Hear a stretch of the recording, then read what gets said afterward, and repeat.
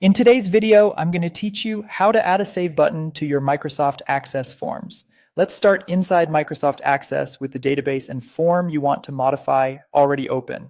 This process works best when you're comfortable switching between design and form views, but don't worry, I'll explain each move as we go so it's straightforward and repeatable. First, open your form in Design View. To do that, right-click the Forms tab at the top and choose Design View. Design View gives you full control over layout and controls, so you can place the button exactly where users expect to find it. Next, go to the Design tab on the ribbon and look for the Controls group. Click the Button tool. You'll notice your cursor changes, indicating you're about to draw a new command button on the form. If a wizard doesn't appear later, it's typically because control wizards are turned off. Most of the time, they're on by default. Click and drag on the form to draw the button in the spot you want. Many people place save near the bottom of the detail section or in the form header so it stays visible.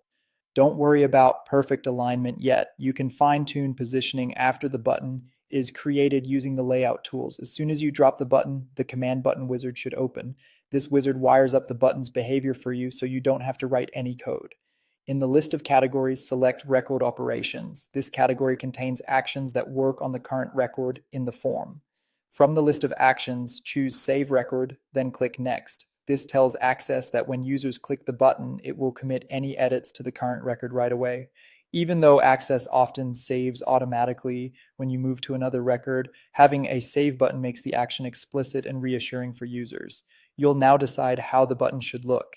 Choose whether to display text or a picture. Text like Save or Save Record is clear and accessible. A disk icon can also work if your audience prefers visuals. Click Next when you're satisfied. Finally, give the button a meaningful name and finish.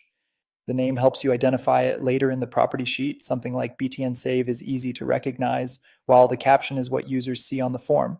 Click Finish and your Save button is ready. That's it. You've added a dedicated Save button to your Microsoft Access form, giving users a clear one-click way to commit their changes.